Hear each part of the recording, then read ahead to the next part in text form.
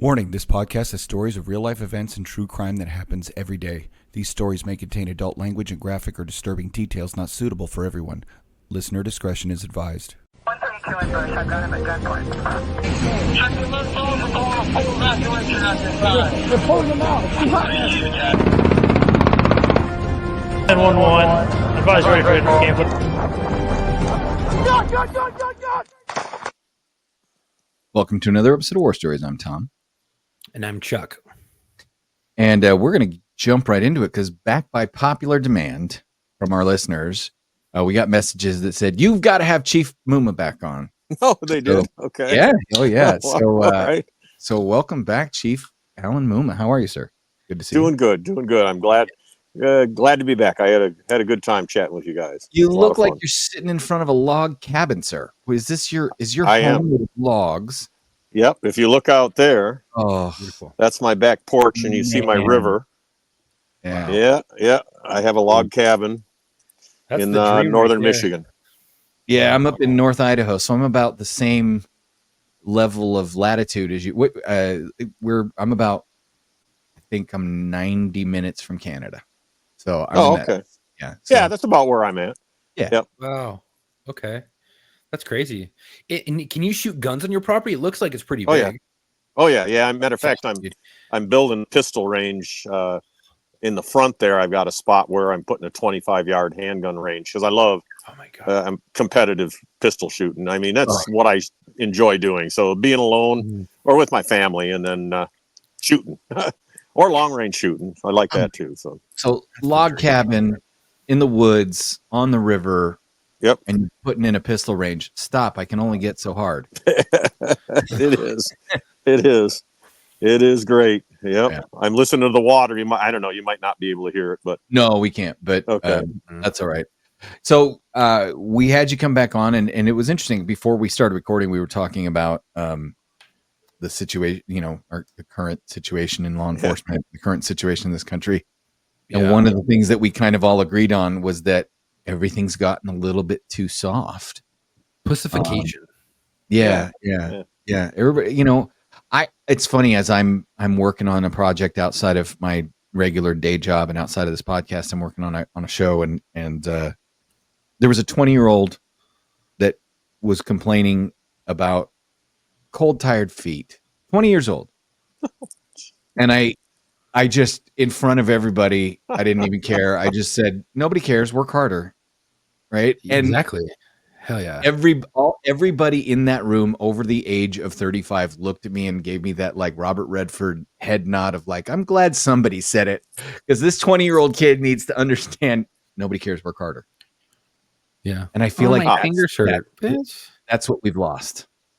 Oh, we have. Yeah. It took, I don't know, fortitude, right? I mean, you had to, I don't know. I've tried to figure it out and testicular fortitude is what we know what I think it is?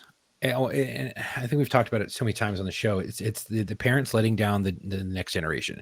They're failing their kids by not being stern with them, not giving them ass chewings, not being stern with them. And it can lead to so many crazy, deadly things like, for example, it can lead to just asshole kids who have no bearing on reality or life and thinks everything is being mean. Oh, mate, so mean. Yeah, life is not fair. Suck it up. Try harder. Or it can lead to deadly situations like police shootings or getting someone the help they need, like mental help. Like you see your kid struggling, whatever, get them the help instead of, it's okay, baby, I feel for you. No, go get them help. See what the fuck's wrong. You let people sit in their feelings. Oh, your feelings are okay. You can have your feelings. No, sometimes your feelings need to get fucking fixed because you're thinking poorly. You're thinking wrong, right? There's this idea that, well, if you feel it, it must be okay. No. Sometimes your feelings are wrong and you need to go have that friend who's willing to look you in the face and go, nah, man, you're fucked up. And this is why. Yeah. And you know what sucks is when you end up failing your kids as a parent and your kid ends up fucking dead. And then you get the fucking ass chewing from someone that you don't even know that's coming to let you know that your child has just died. Did you have a notification go wrong?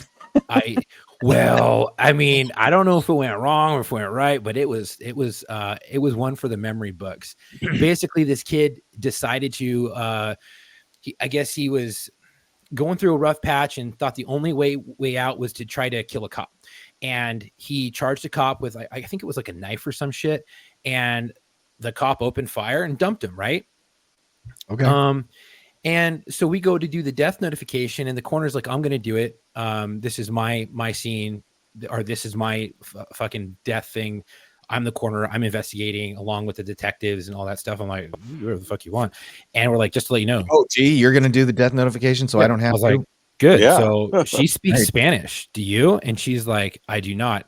And they're like, hey, Chuck, get a translator. And I was like, I look at my partner. I was like, you speak Spanish, right? She's like, yeah. I was like, I'm sorry, but you're coming with me. And I grab her, who wasn't even my partner. I just grab her. She was just close enough to me. I told my partner, hey, I'm taking your partner. I'm taking that guy's partner. Let him know. And so we all drove off. We meet the family. Yeah, we partner swapped. And so we drive to the house, following the corner. Corner goes in, and corner comes off blunt as fuck and is like, hey, is your son so-and-so? Yes. Okay, he's dead. Oh my God. God. What the fuck? Like, ¿por qué? No sé. Like, what? And I was like, oh shit. Es muerto.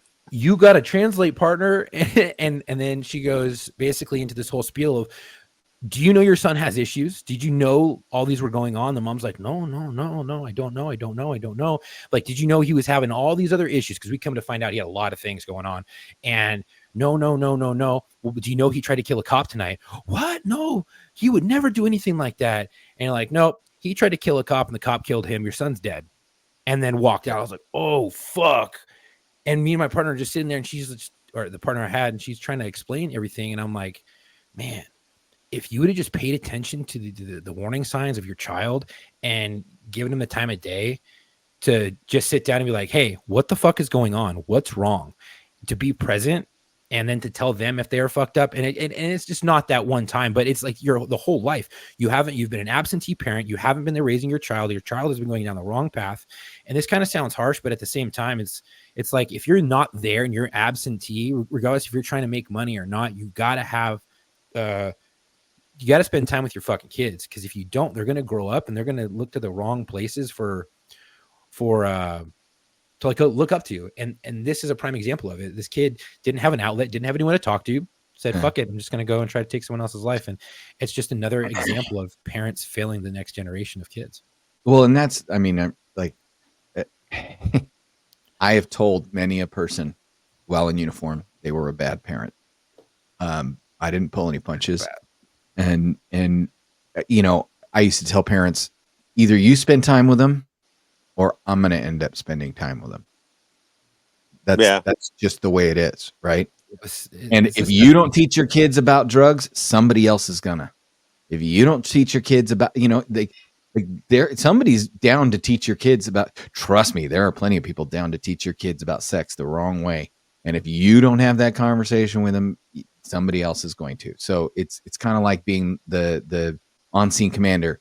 If there is no one else, guess what? It's you. Well, when you're a parent, there is no one else. It's you. Anyway, that's but you know, one of the problems too is you have to look to the parents, right? The old adage, the apple doesn't fall far from the tree, right? Oh yeah. And when mom and dad are shitbirds, then what's going to happen to the kid? What does he have to learn? I mean, he learns from everything's wrong, right? Yeah. I've seen that so many times. I mean, in 40 years, I can tell you that good kids come from good households. Right. Bad kids and you shall know them by their fruit. Yes. And now there's exceptions, right? I always say there's generally an exception here and there, but in general, you if you go into that house, I had a case once in Michigan where I did a drug bust on a trailer, right? And we kicked in the door, we had a search warrant, we go in, big round table, there's about 6 people around the table sorting out their marijuana, right? Getting the seeds right, it was a big operation. We come in, guns out, right? Hands up, let's see your hands. And I look at the table and there's a 3-year-old kid there in a diaper, right? And he's got his hands up. Right. Okay. You know what I mean? It burned into my head. And let me tell you this much. 15 years later, guess where that kid was? In jail. In prison. Yeah. Right. I mean, he started, I started having problems with him as a juvenile, and it just he probably started having went problems south. at 13. Yes. 13. You know, he was one of my local kids, not, you know, that was back in Michigan. And, but I just went, oh my, I still can see this to this day, but I would take his father's house away from him in a bigger drug bust when we would seize, at that one. And then to make the long story short, after I took his house from him, right, that was like a year later, he's driving through the school zone. I'm working patrol and I'm working speed in a school zone, right? Here comes this car going by me. It's a 25 zone. He's doing 30. I look and I see who it is. And I'm like, I wonder if he's got weed. So I stop him, right? 5 miles an hour over, right? Yeah. Legitimate stop. Pull over behind him, talk to him. He just goes off on me, right? Just goes off on me. And I'm like, he says, you can't write me a ticket. And I said, yes, I can. And to this date, he's the only person I've ever written a 5 mile an hour over the speed limit ticket to. And I did. And I won it in court. He didn't, you know, but that whole thing, you know, just how it played out. It was like turds are turds and they will always be turds. Oh yeah. And that's exactly like, watch me, right? They always tell you, no, you can't. And I go, watch me. I know. I've seen me do it. I will tell you this. So real quick story, because we have other things to do. We got you on to talk about your time in East Timor, but so I went to a call with a young probationary officer who was no longer in the field training program. He was we'd taken his training wheels off, but he's still a probie. And because at my agency, unlike other agencies, and I don't know, yours is probably the same way, you can finish FTO and then go out solo. Yeah. Even while you're still on probation. Yes. Whereas there are other agencies where as long as you were on probation, you were in a training car. Okay. But my agency was not like that. We didn't have that resources. So this kid's out, you know, he's probably got 6 or 8 months on the job total. And he goes to back me up on a domestic verbal, you know, and as I'm headed there, dispatch is telling me that the RP is the upstairs neighbor who called because the 5-year-old son who lives downstairs left the apartment, came upstairs, knocked on the upstairs neighbor's door because he knew them and said, hey, will you call the cops? Because mom and her boyfriend are fighting. Fuck. It then proceeded to stay upstairs with the neighbors. So I show up, partner shows up 15 seconds later. We go walking up to the door. Male half's beat feet. Great. So now I'm talking to the female half, right? Find out what's happening, determine there's no crime, verbal only. And she's like, you know, and I said, let me ask you this. Why do you care about this abusive a-hole boyfriend more than your kid? She goes, what? I said, why do you care about him more than your kid? She goes, how dare you say that? I said, I'm just speaking facts. You can't say. I said, then let me try it another way. Where is your kid? And she goes, oh, he's in his room sleeping. I said, really? Go check. I'll wait. And all of a sudden I saw the look come up. You know, when you're talking to a suspect or a victim or somebody and the realization that you know more than they do hits them. Yeah. And when I said, I'll wait, go look. And she had this look of, oh shit, come across her face. And she went to her son's room. She opened the door. He wasn't in there. And then she comes running out, and now she's in a panic, and I'm her best friend. And she's like, oh my God, where's my son? Oh my God. And I said, oh, calm down. I know exactly where he's at. And so I explained to her that he had gotten scared and went upstairs, the whole thing. And I said, so how can you do that? And I'm tearing into her. I'm giving her a tune-up. And this young 8-month probationary cop is looking at me, and his eyes are the size of, you know, teacups. Yeah. And he interrupts. And he says, ma'am, Officer Gandy's not trying to say that you're a bad mother. And I turned on him so quick. And I said, you shut up. I said, you shut up. And then I turned back to her and I said, that is exactly what I'm telling you. And I said her name. I said, so-and-so, you are a bad mother. And then after about a 3-second pause, she just burst into tears and put her head in her face and said, or hands in her face and said, I know, I'm so sorry. I don't know how to. And I'm like, somebody had to say it to her face, and then she breaks down in tears and she realizes it, because I think inherently people know when they're shit piles. Yep. And it's only going to ruin the fucking kid, you know?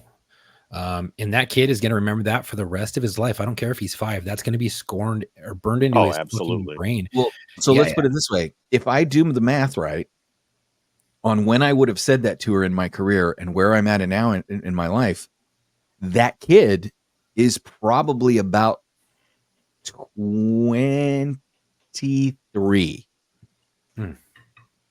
So where is he? He could be in jail or in prison. Anyway, that's not why we had Chief Muma back. Oh, he could maybe that made a good impression on him. He's like, I love the cops, and now he's a cop. Yeah, could be. That whole there's thing, exceptions. Yeah, that whole thing struck a chord with me because I grew up and I had to call the cops on my mom. Yeah. And that was a scary thing. And I ended up becoming a cop, and that was one of the driving forces to it. And then some other things, so I'm not going to get into it, but yeah. And so we have Chief Muma back. Not only were you a chief of police, but you found some time in your career to also do contract work. Yep. Work for. Can I say their name on the air? You can say whatever you want. Oh, okay. Sure. Well, I work for DynCorp. Okay. So, yeah, it was a pretty interesting deal, right? It was, I don't know, 2000. I was still, relatively young, right? And adventures were always kind of my thing. And I had another buddy call me and say, "Hey, they're looking for cops to go overseas, and they're paying really good money." And I'm like, "Oh yeah, what's this about?" And he said, "Well, they've got 3 missions going on. They got one in Bosnia, one in Kosovo, and one in East Timor." I said, "Where the hell is East Timor?" Right. Bosnia and Kosovo kind of in the news. You have a general idea. Yeah. But I'm like, East Timor, I never even, so I get out my map and I look and I'm like, wow, right? That's just above Australia and like 2 islands over from Bali. Right. Like if you look at that whole area of like Indonesia and Australia and Malaysia and that whole area, there's a bunch of little shit islands mixed in between Australia and those other islands. And it's in that area, right? Oh, it's Portugal. Yep. It belonged to Portugal for a long time until I think 75. And then real quick, TripAdvisor has like 5 stars at this resort in East Timor. I was probably there. I'd been to every resort in East Timor. They weren't much of a resort when I was there, but you could see you could see that at the time, at a given time, that they were beautiful places, right? Right. Yeah. You know what I mean? Record, there is a West Timor. Yes, however, that's owned by Indonesia. So and that's predominantly Muslim. Well, 95%. A lot of those islands out there are. Yeah, right? And you know what? But you know what East Timor was, right?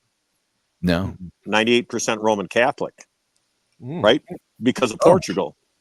Oh, the Portuguese. It was a colonial. It was a colony of Portugal, and it was kind of crazy. I mean, so getting into the story, I guess. No, long story long, yeah. Yeah. The floor is yours. They're like, "Hey, what do you think about going?" So this is a buddy, right? I'm like, he says, "Yeah, we can go together. We'll go on this. It'll be fun. It'll be great. Good pay." I'm like, "What's the pay?" And it was 136,000. This is in 2000, right? 136,000 for the year. I'm like, wow, that's good pay. And isn't it tax free?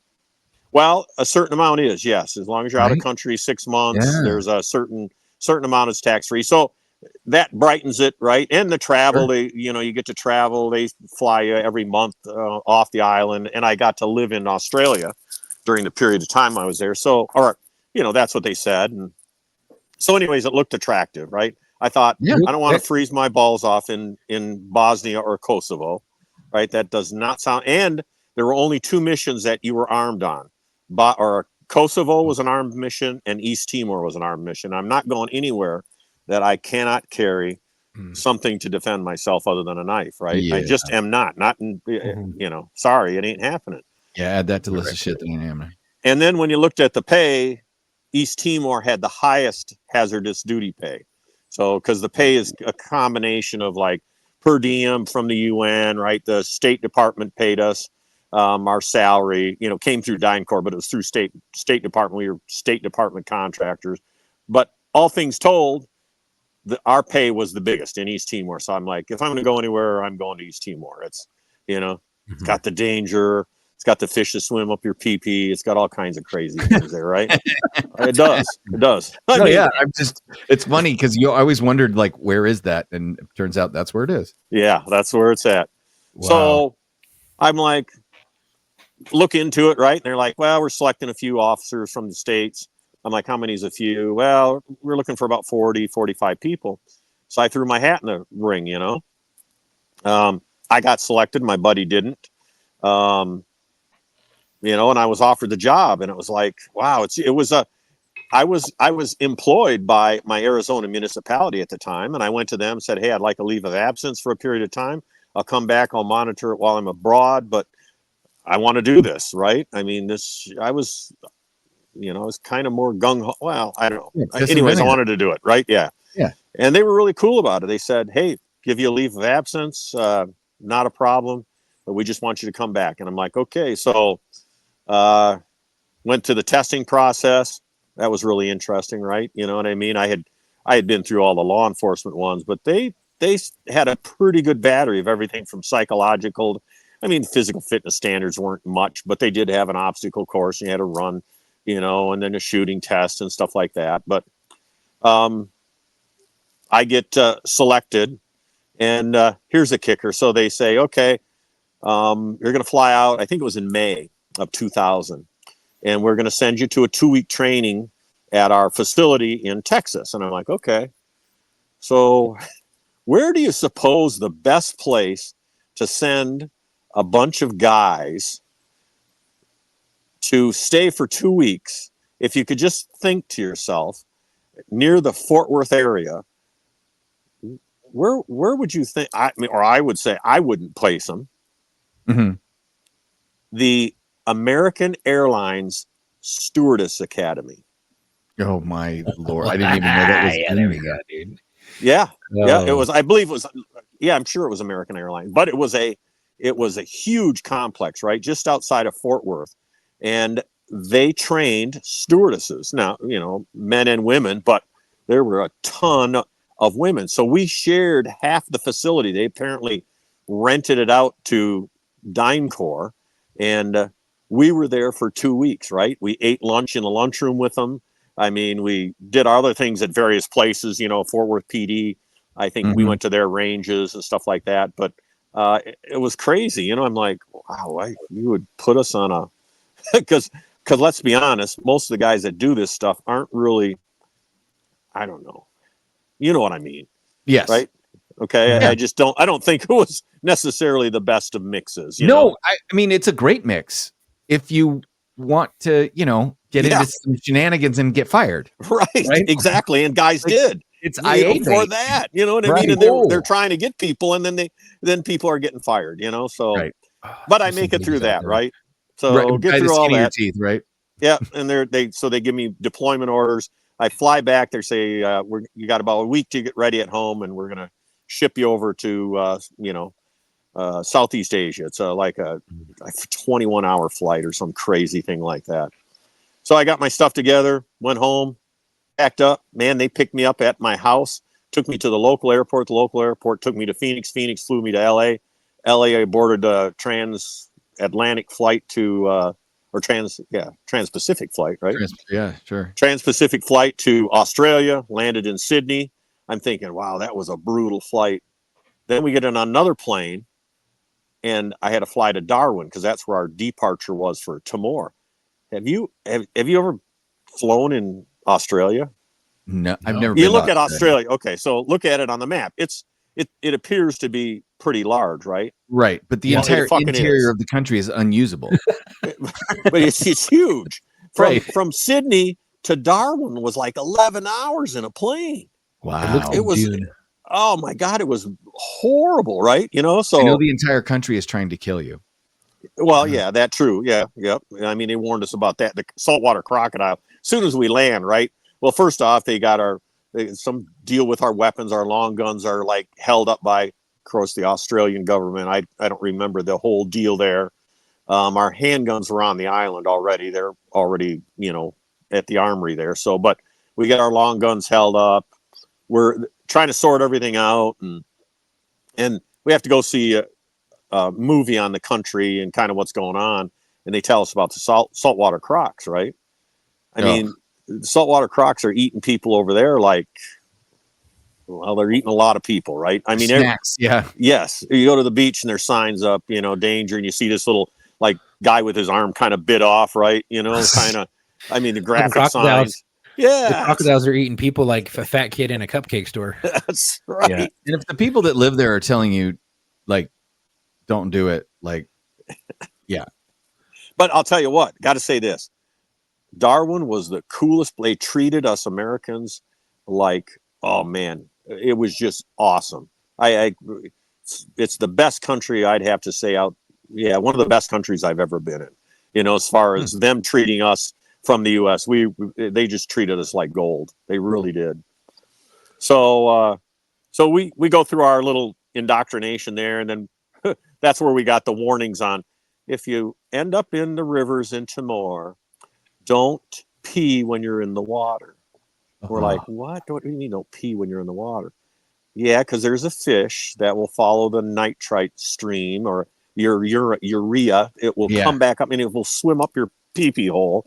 Yes. And the fins are like barbs and it'll get stuck and you'll have to have it surgically removed. And we're like, yeah, I've heard of this fish. I'm like, holy shit. Right. And then they told us about the worms that bore in the bottoms of your feet. They also said, hey, we also recommend that you do not go around barefooted because there is a larvae that will get to the bottom of your feet and it will bore through the bottom of your feet. It will migrate into your body and it like runs around your body and generally like ends up underneath your subcutaneous tissue, like all over. Like it looks like veins. When I got there, I understood what was going on because a lot of the natives have them, right? And it looks like a very veiny arm or leg. Well, it's not a veiny arm or leg. It's literally, in not all cases, obviously, but many times it's a worm living under your skin. That's gross. Yeah, it's gross. And you should see how they pull them out. That worm has to surface every so often, right? So he will actually pop his head through your skin. And if he does, like a zip. And you grab it and pull? Alien, bro. Yes, you grab it. And then what they would do is they would grab it and they take a little twig, a little tiny twig, and they start wrapping it up and just slowly rotating that, pulling that worm out of their skin. Oh, that sounds amazing. Oh, dude, that's wild. And now I'm going, okay, now I see why they're paying us what they're paying us in part, right? You know what I mean? Right. Yeah. And I note to myself, make sure you bring really good shower shoes, right? Or sandals, no barefoot, right? Yeah. And don't go swimming in the rivers and peeing while you're in them, okay? No. I'd be strapping up a condom on my junk and like zip tying it. Like, you get in here. Oh my God. Oof. So you got all that going on, and then they're telling us about, what happened there, right? Kind of the PKF, which is the Australian military, had flown in there in the end of 99, the very last part of 99, because they had a vote of independence. And after that happened, the shit hit the fan, right? The Indonesia said, okay, we'll pull out. Okay. But as they pulled out, they literally ran a scorched earth campaign, right? They burned and destroyed everything. If they couldn't haul it back to the other side of Timor, they destroyed it. When I flew in there in the plane, there was still shit smoking, right? And this is months later, right? I mean, after the initial onslaught, we're not the PKF, right? We're not running around in gun buggies. We're lightly armed. We're the police.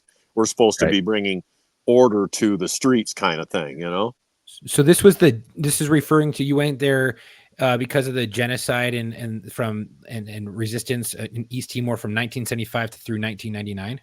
Right. 99, it culminated. 99, there was, of course, it always takes a bunch of reporters to get killed. So in 99, there was some reporters killed by the Indonesian military, right? And that was like, brought it to kind of a vote. The UN got involved. There were some resolutions and they had a vote for independence. And I think that was in October, November. I can't remember the dates now, but it was in late 99 that they voted for independence. We had some police the UN had some monitors that worked for the Department of Defense. One was a police officer, and he was shot during the riots that occurred during that vote for independence. He lived.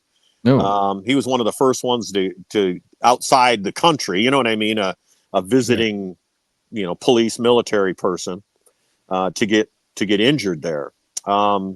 but they had the vote. The vote was for independence. And who supplies Indonesia at that period of time with weapons? The The United States. Chinese?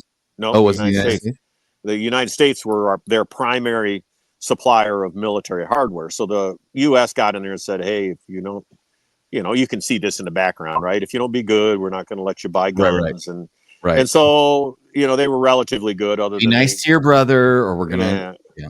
Well, a rogue general kind of from the Indonesia kind of said F you to the States. And he was the one that burned everything from Dili across, and just massive destruction and stealing, rape and pillaging, and, thousands of people killed, hundreds of thousands of people displaced. And that's when we came in, right? Right. It was surreal to land there, because once we landed in the burned out Dili airport, right, it was still a burned out shell, going in, we were flying C-130s that were flown by Romanian pilots, right? All these things, remember, this is the United Nations, right? So everything's just weird. Right. I mean, this person, is the governor of the area now, that because we had a transitional government that was in place, that was being started, right? Like, I mean, there were Chinese police officers there. Yes. I mean, weird. it was weird, but that is weird. I was actually hired. I was supposed to be part of the Marine unit, because I had prior Marine experience, right? I ran a boat in the Great Lakes. I had a bunch of rescues. I had quite a bit of, they were like, yeah, too bad. We can change missions whenever we want. So all of a sudden I went from being on a boat in Dili, where they actually had cell phones and stuff, to, hey, we're shipping you out to Maliana. It's in the Babanero district. It's on the border. We're still having problems up there, and that's where you're going. If you don't like it, too bad. That's just how it is.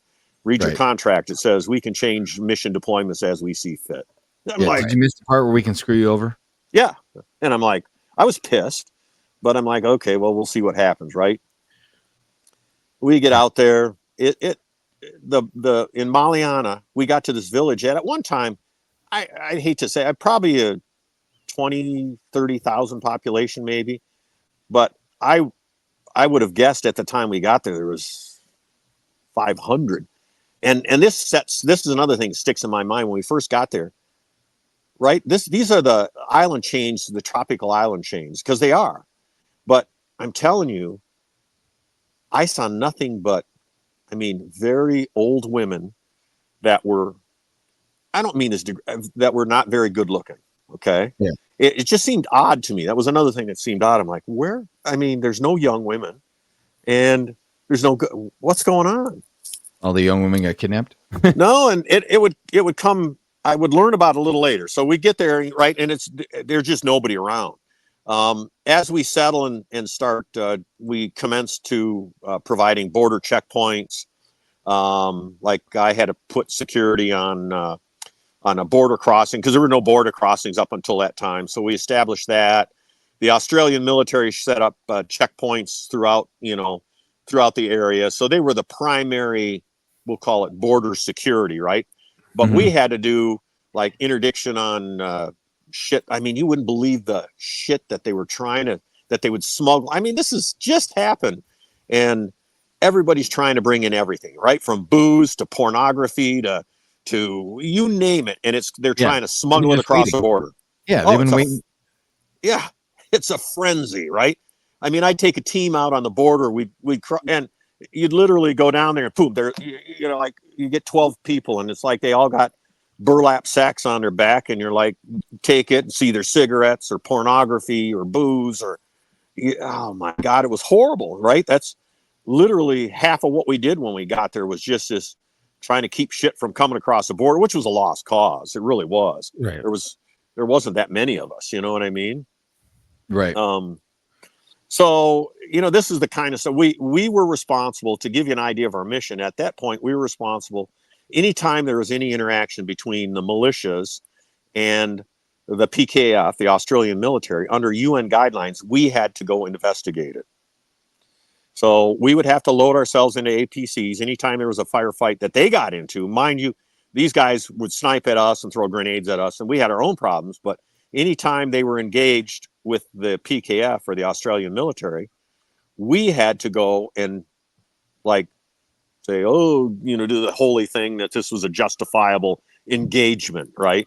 That the like do an after action report, or yeah, basically, right? We had to okay. say, like it wasn't just the Australian military, wreaking havoc on right. the Indonesians, because remember, Indonesia, Australia, there's a very tense relationship there, because at this point in time there was oil found in the Straits of Timor too.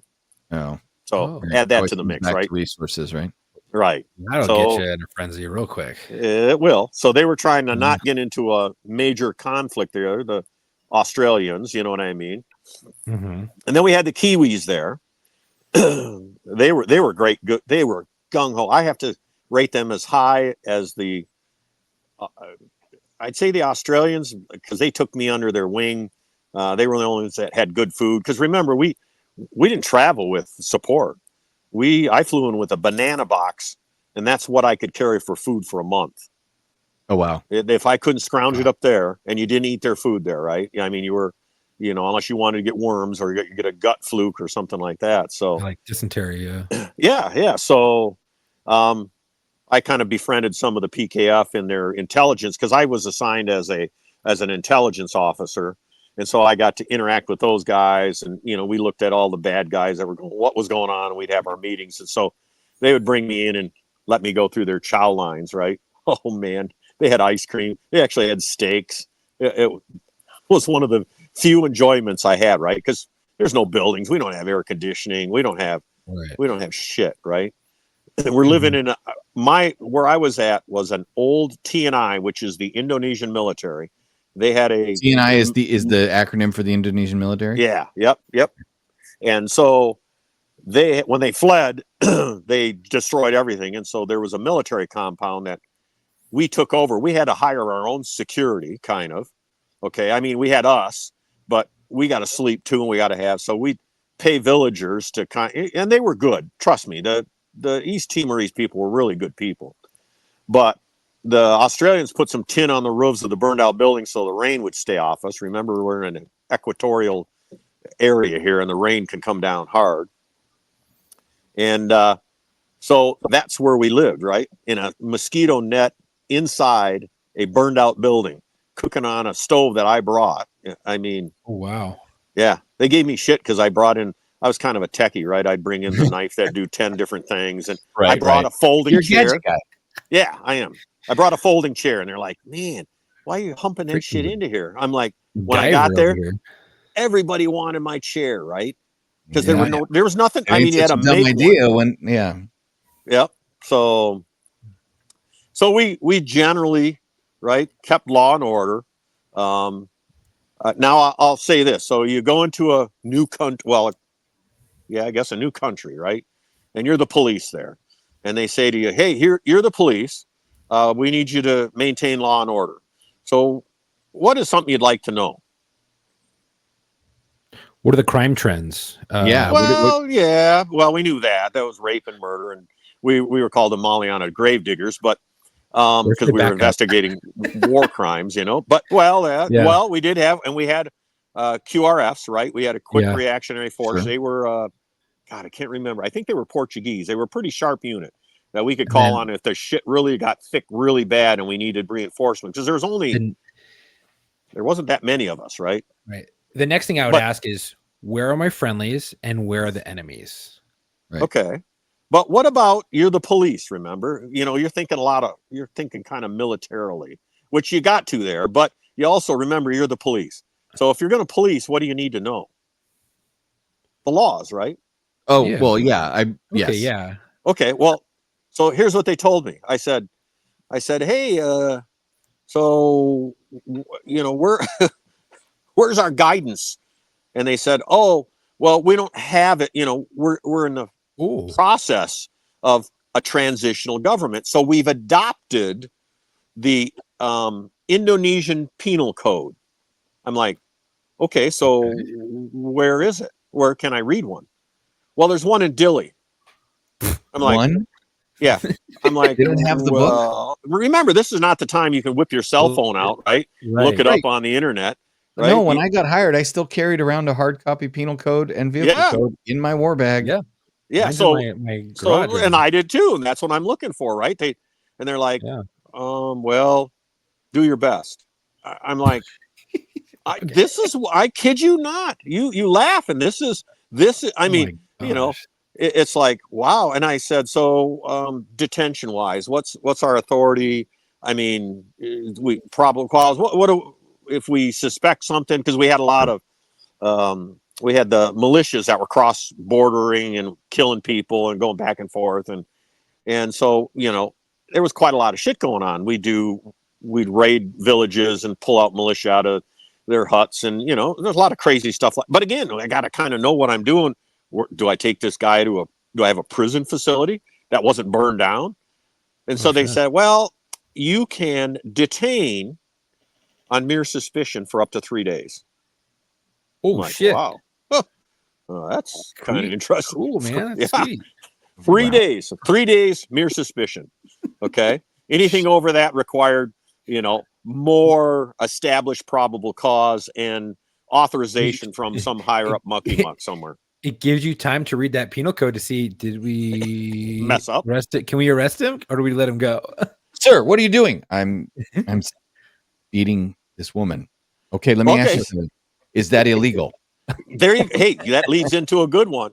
This is a good story. So, because this tells you the thought process, just what you just said. Okay. So we would handle those calls, right? I mean, we had border inclusions and we'd have to go up and there's some crazy shit there, but this was a weird story. So I've got my team.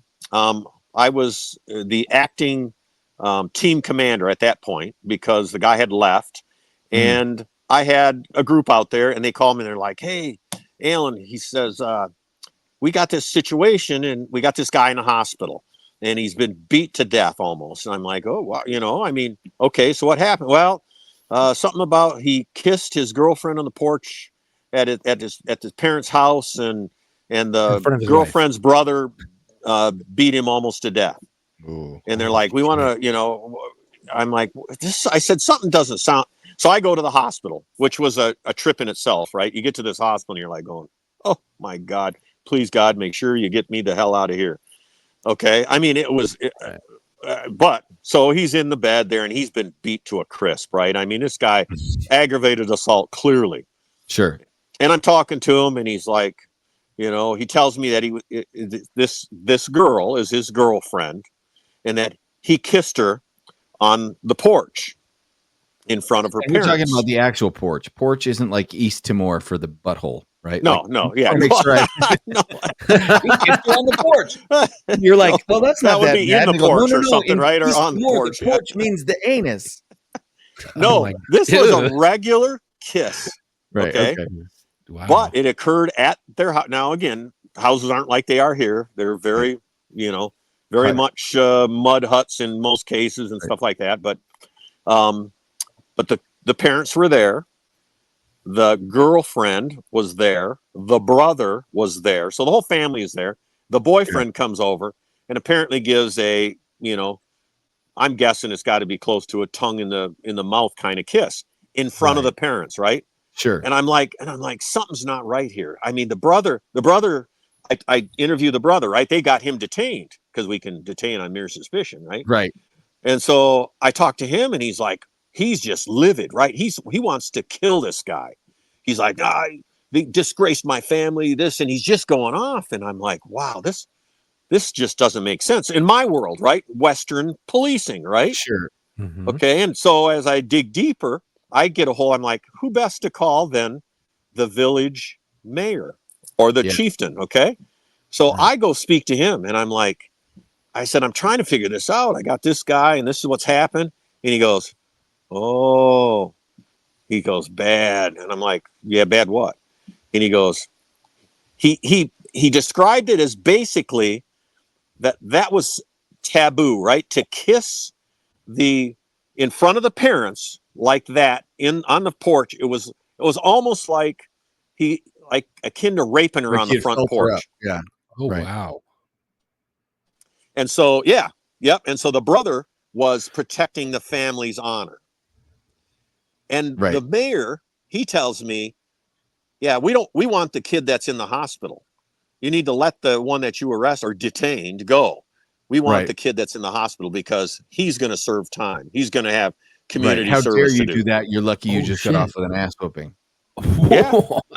But think about, I mean, I love it. isn't that crazy? You know, because a lot of us were over there, a lot of westernized police. So you're thinking in a Western mindset, right? That's crazy. Yeah. And You get your it ass wasn't. beaten and go to prison. Yeah. But in some countries, I mean, I think it's in Singapore, maybe spitting on the sidewalk is an arrestable offense. Yep. Yeah. You They spit had on some. the sidewalk; it is an arrestable offense. Yeah, there was some stuff there that again you played by the rules, and again we didn't have a book, so the Western cops, right, which most of us were Westernized, and you saw that happen to the whole country. I mean, I saw them start out with the very native attire that most of them wore. By the way, as this happened, right, we're now months in. I started seeing the young girls come back out. What I learned about was that they were in hiding because of the rapes and the kidnappings and shit that had happened during the course of those few months when when Indonesia ran off. And yeah, matter of fact, I investigated one of the war crime. I had a victim that was she's probably 13, 14. She's scarred up really bad. Her face is cut up real bad. Her tongue was cut up. She watched her mother raped by departing soldiers of some sort. They raped her mother, shot her mother, raped her. Didn't want her to talk, so they stuck a bayonet in her mouth, ran it around a few times, and then shot her in the guts. But she lived, and she gave us information that brought some of those assholes to justice that we were able to arrest. You know what I mean? But again, that was just that's the kind of shit that was happening. I can't imagine those guys went quietly. No, they didn't always, but yeah, but you know what? Hey, fuck around, find out. I prefer it. I'd prefer it if you not go quietly. I will take that. Yeah. Challenge accepted. Another one on the domestic. So we think, we got our domestic violence here, and I was part of a domestic violence task force in Michigan that actually brought some of the first aggravated stalking. I had one of the first felony aggravated stalking arrests in the state that went to trial, and we won. I mean, over shitheads that stalk their women, and the domestic violence where the women don't want to testify and that whole thing. Well, in Timor, I kept getting my guys called to one house, right? And Timorese people are very small. They're in stature. I mean, I don't think I had seen many Timorese men over 5'4", and women are probably a little shorter. You know what I mean? Very small people.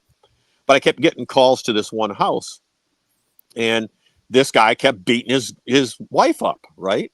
And I mean, we get there, and there was nothing in the penal code we could do. But I mean, he would pommel her, right? I mean, and she was just a little thing.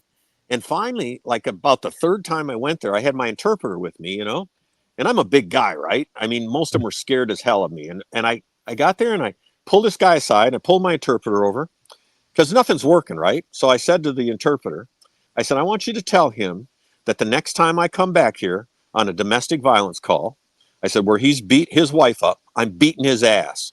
I said, you tell him. The interpreter looks at me with wide eyes, and I'm like, no, explain, just like I said, I'm going to beat his ass into the ground. So he goes off in Bahassan, right, rambling around. And the guy looks at me, and I smiled and shook my head. And you know what? I never went back there again. And they were alive. Yep, until I departed. Wow. I mean, you said something earlier that you guys were taking, like, the people were throwing grenades at you guys, and you were taking sniper fire. So were you guys involved in many, like, altercations or firefights? No, I mean, not really. Most of the time it was defensive. They were just most everything. Remember, they took everything that they could carry. So almost all the guns, everything was drawn out. The militias would creep, but we're on the, I guess it would be the western side of East Timor, right at the border with West Timor. Right. And so the militias, because the Indonesian military claimed to not have any involvement in this, right? So they did, because I mean, they're getting military grade equipment, and but it wasn't lots. They would have a couple rifles, and they used grenades. They didn't. We had no IEDs back then. I mean, we never had a single IED in, I don't think, the entire mission. Now, we had grenades thrown at us. Grenade attacks were kind of, I don't want to say usual, like they occurred all the time, but but they happened enough. And then they would get up in trees and snipe at us when we were taking the UN vehicles when we go from point A to point B. So we just we had to drive. We didn't have armored vehicles, right? So we're just driving like crazy guys on crack. You just had to drive like a knucklehead, right? You had to drive as fast as you could and just drive like crazy. That's so you don't take a grenade into the truck or something, or a bullet in your head, right, or things like this. So now one night, I mean, it's hard to find, but we had what was called a massacre at Adambua. What had happened is there was a militia leader that had come across our people on this side, not our soldiers, but the East Timorese had a fighting force that had fought some of the TNI and some of the militias on the way, and they were supposed to be kept in check. But anyways, somebody got a hold of this bad militia leader, right? I think his name was Horta or something like that. I can't remember. But I learned about it in one of our briefings, and they're like, hey, bad things are likely to happen because they sent his head back with his testicles in his mouth kind of thing to the family on the west side. And now the West is all up in arms because, this happened. And so they're going to have retribution. And so we were kind of on edge. We had everything, I'm looking at my bug out bag because it's like 40 of us and there's like thousands of people. I'm like, this is not going to be good. So what ends up happening is it's kind of quiet, and the radio net goes alive, right? Just pops off. And it's like we're hearing distress calls. Now, mind you, they are in Indonesia. They're right across the river, right across the border. I mean, we can literally see the flames. They've rioted or got into mobile masses and come to attack the UN High Commission on Refugees, UNHCR, because there was a refugee camp in Adambua. Okay. And so there's UN workers there, right? So the West Timorese and the displaced East Timorese and that were friends with this guy, the ones that are pissed off are going to have retribution, right? So what are they going to do? They're going to go kill people. So, I mean, we're here on the radio, and all I can hear is people like, hey, I'm cowering to my desk. They're coming. They're burning things up. And we're like trying to find somebody to help us. I mean, we can't cross the border, right? So we can't.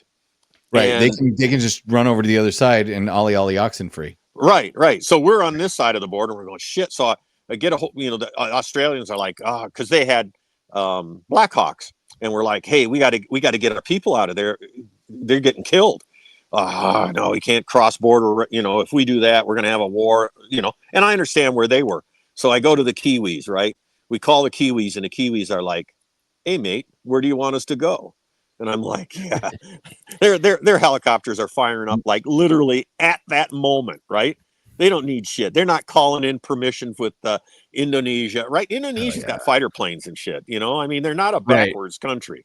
No, they're just small. Yeah, but they're like, screw this, we're going in. Where do you need us to go? So we send them in. I head down to the checkpoint where we can pass by. We can't cross, but people can evacuate from. So I head down there with a team. The whole border gets secured. The Blackhawks go in. We pull in. We have to debrief those coming off the helicopter. It was a shit show. It was like a 24, 28 hours. Ooh. I learned that we've got 4 dead UN workers now. So we have to arrange for these people to come out. I mean, we have to get their bodies, right? They're in Indonesia. So my commander says to me, he says, you need to take a couple guys and you need to go. He says, I'm assigning you to recover those bodies. And I'm like, whoa, that means how do I go into Indonesia? So I go down to the border checkpoint. It's on the north. It's right on the ocean. It's a gorgeous place. It really is, except it was all burned up and stuff. But the beaches and the palm trees, right? And so I get down there, and the Australian military that is there, right? the PKF forces. They got all their gun buggies. There's a picture of me standing there by the gun buggies. I was waiting to go in across. You can see across the border. You can see all of the Indonesian military vehicles there. And so I get into it with a captain from the Australian military, and he's like, "You can't be here." I'm like, "Yes, I can. I've been ordered by headquarters to recover the bodies." And they're like, "No, this is a military issue." And I said, "No, it's a police issue." And literally, we got into this argument. I'm like, "Call Dilly. Call Dilly. You know, I don't care. Call Dilly." So he leaves, comes back with his kind of looking down at the ground, right? He's okay. But you know, we're not going any further than here. You know, if you get any shit over there, we're not coming across. I'm like, well, you can anyways. You already said you weren't. It was just weird, right? You know what I mean? So me and an Australian guy, right? I got a small, I don't even know what kind of pickup truck it was, you know, because I got to get these dead bodies. And so I pick up this pickup truck. Everybody's like, all the gun buggies are pointed at each other, right? You know, literally on both sides of the border. And here I'm in this little like Daihatsu, right? Or something like that, right? Little four-cylinder, Right. You know, me and it, and I'm armed, right? Got my uniform on, it's got my US flag on the sleeve. I drive across the border, get there, and I'm telling you, like, there is more Indonesian troops there than it's like, I am literally kind of worried, right? You know, this is not good. Yeah. And I stop where, you know, I get some hand signals and I'm like, okay, you know, kind of on eggshells there. I get out of the truck. They see me. They see the US flag on my shoulder. And I was instantly John Wayne. I kid you not. Shit. Everybody. Oh, now, first off, quite a lot of them had bandanas on. So they would pull their bandanas up to their nose, right? So I can't see their whole face. Not all of them, but many of them did that. But then all they wanted to do was take pictures with me. Right? They wanted against the truck, guns out, John Wayne. I was John Wayne, right? I didn't care. They hated the Australian guy, right? I mean, I thought it was going to just be me and him loading bodies in this truck, and literally they're like, "No, we help. They're helping me drag them off. They were in wooden coffins, right? They'd at least put them in wooden coffins. So we're load this little Daihatsu up with 4 coffins, right? Strap it down, and I'm like, okay, time to go. Right? Head back across the border. You know, everybody's got guns pointed at each other. I get across and then it kind of settles down, right?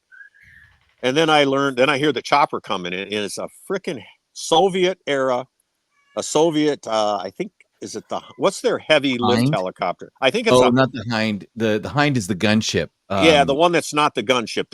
It'd be like our Chinook, but it's is it the Sukhoi? Something like that. Right. I mean, I'll look it up. Keep going. Okay. So here they comes and lands, right?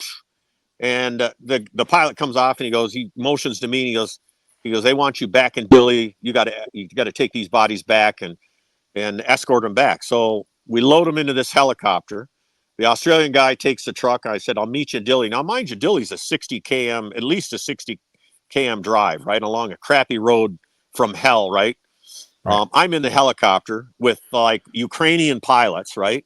I mean, you know, they spoke broken English. It was this helicopter. I'm like, as it's taking off, I'm like, ooh, man, is this thing Hertz job or what? It was kind of right. We get up there, but you know, again, just all the chaos, you know. And then about halfway there, the pilot looks back at me, gives me the radio, and they're like, hey, we left some flags in there. You got to drape the coffins. And I'm like, I don't know who the hell is what. You know what I mean? So there was one U.S. worker, one U.S. UN worker, and then there were 2 or 3 other countries. So I just put a flag over each of the coffins.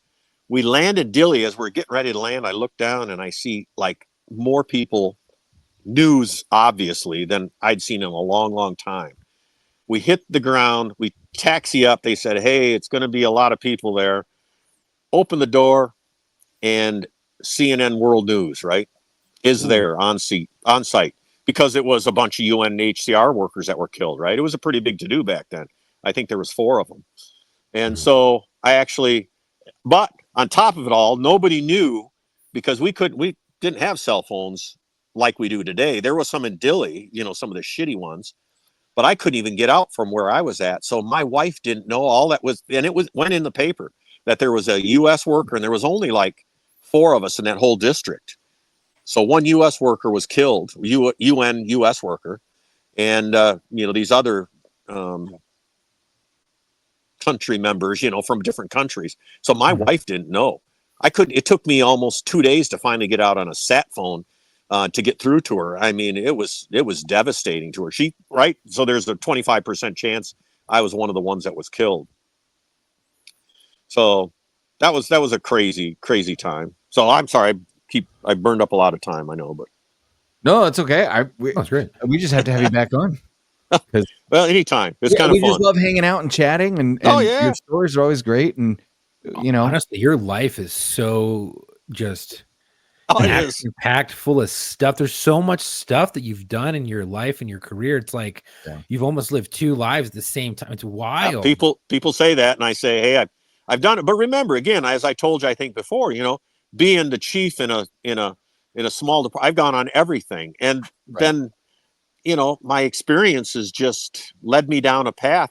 I mean, for God's sakes, I was running security in big concert production facilities when I graduated high school.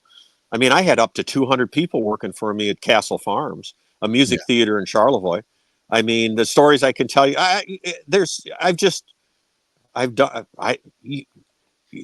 always strive to do more, and I don't know if it was striving to be better.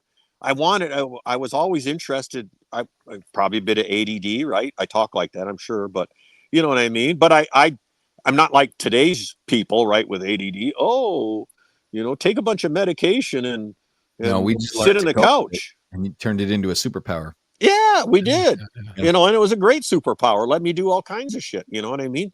Sometimes not only that, I'm learning things about ADHD as an adult that I didn't realize, like that first of all, police work is good for ADHD people because you're never doing the same thing twice, right? Your day is constantly. You don't get bored. You don't get bored. But what I didn't know is that ADHD people are known for the fact, because attention deficit disorder is poorly named. It's actually right. Like it's a hyper attention, right? You can't obsessive compulsive. Right. It's close to that, but because you notice so many little things that other people overlook because your brain's going a mile a second, that you can size people up a lot faster than the average person. Oh, yeah. It helps you read people. True. It absolutely is. It not? I mean, helps you read people. You can interact with a person.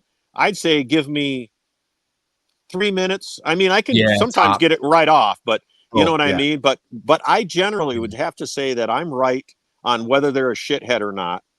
I would have to put at least 90% of the time. My wife and I joke because I say on a long enough timeline, I've never been proven wrong. Right. And if you give me enough time, I think absolutely. Yes. But my wife's the polar opposite, right? She's like, oh, they're such wonderful people. I'm like, honey, no, I don't like them. I just don't want to be around them. I think this is a bad kind of thing. And pretty soon she's like, why are they such assholes? I said, I told you, I don't like being that way, but I just, you know what I mean? And it's a combination of all that hyper attention disorder, we'll call it. Yes. And then all of that experience you've had, right? With all of the shitheads you've dealt with and all of their stuff. And all those things are in your subconscious. And I think you're just able to go, wow. My wife always laughs because I'll look and he's fucking lying. Yeah. And she's like, what? And I'm like, he's fucking lying. Yeah.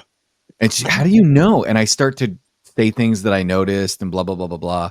And if you understand what micro expressions are are an amazing talent to master if you can be able to create them and see them, because it helps you, during interrogations, but also helps you at the poker table if you can fake the micro expressions. Right.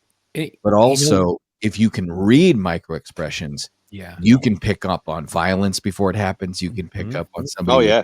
That twitching in the muscle in the side of the cheek, the bruxism, the tensing of the fingers, you know what I mean? What they do with their finger. Yep, looking down, looking up and left. I mean, I think it's fun. It has a lot to do with people who have ADHD.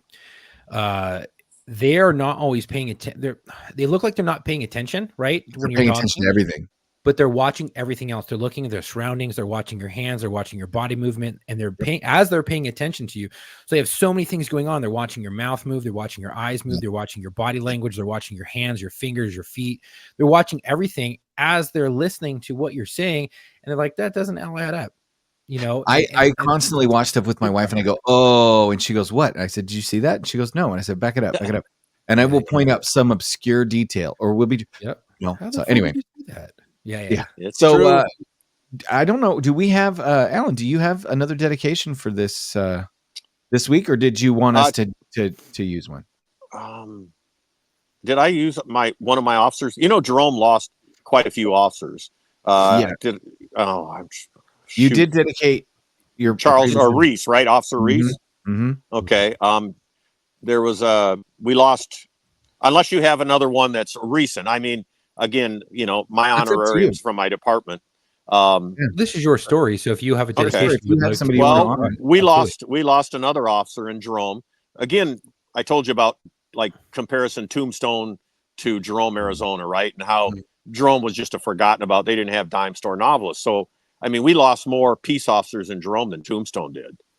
And we had badasseries. Wow. I mean, we had some like Johnny Hudgens and stuff. They were some badass guys. But yeah, Charles King was one of the Jerome officers, and he was actually killed. He was shot by in Mexican Town in the stomach. That's what brought Johnny Hudgens to. But during a domestic, you know, that's where we lose a lot of them. In 1897, I believe it was. So in 1897, we lost Charles King via gunshot, and his killer was brought to justice. They did figure out who did it, and he was dealt with. But he was another one of my Jerome officers, I guess, that I'd like to honor.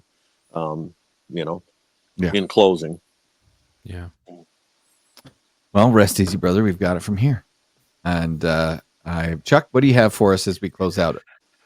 Well, real quick, I want to say that 130,000, because I looked it up in 2000, what that would be equivalent to today's monetary value is $236,940. So what you made back then, if the same contractors were going to go out today, they would be making $200,000. Over $200,000. That's fucking crazy. That's like a really good pay for that time. I heard that. I was like, damn, I wonder what that'd be like. I turned down a contract with DynCorp about 6 years ago. I was, it might have been, it's about 6 or 8 years ago. I was going to be a critical incident management specialist. It was all of my FEMA certs and all of my federal crap. Anyways, it was outside the green zone. It was a real good pay. I got the letter. I got the letter framed. Went through everything. Had to turn it down because I thought I'd lose my wife over it. I mean, due to her health. My family's more important to me now. You know, as a young guy, I would have gone, but I can't do that to my family. That's not right. She said she was behind. She was with it, but she wasn't. And you see that. But anyways, $237,000 for 1 year's work, flying me back every month. I got to fly out of there. Yep. Yeah. Wow, that's wild. Yeah. As a critical incident management specialist. Wow. And I went through everything, got my top secret clearances back. So DynCorp, needless to say, was not happy with me when I backed out last minute. But, you know, at that point in time, I decided in life, I probably wasn't going to be doing that stuff anymore. You know what I mean? Right. I have to, I love my wife and my family. Important. Yeah. You know what's more important to you. Yeah. Exactly. So. And so I want to say thank you so much, Chief Muma, for coming on. Thank you, everyone, for listening. If you like today's podcast and the content we provide, please help us out by rating and reviewing us on Apple Podcasts or whatever platform you listen to us on. We're available on all major podcast streaming platforms as well as on our YouTube. If you want to support us, please go to our website at www.warstoriesofficial.com. You can grab some gear. Also, you can go to our Instagram at war_stories_official and our Facebook at War Stories Podcast. There's a link in the bio on both, so you can get all of our socials or media or podcasts or YouTube, all of that good stuff. If you think you have a story you want to share, please go to booking.warstories@gmail.com and I can get you booked. Again, that is booking.warstories@gmail.com and I can get you booked. We're always looking for veterans, law enforcement officers, firefighters, medics, also corrections officers, dispatchers, and nurses. If you have a friend who you think would be a great fit, let them know about us, give them that booking email, and link us up. Also, if you want to share your story, but you just don't want to come on, send us your story well written to booking.warstories@gmail.com. You can even go to the mailbag at send us an email. We'll read it. Yeah, at warstories mailbag.warstories@gmail.com. Yeah, again, that is mailbag.warstories@gmail.com. You can send it to both, whichever, but send those in. We would love to read them on the air. It gives you anonymity if you just want to get your story out. I just want to say thank you for support. Stay safe. Stay safe, everybody. Yeah, you guys stay safe out there. And until our next episode, come home with your shield or on it.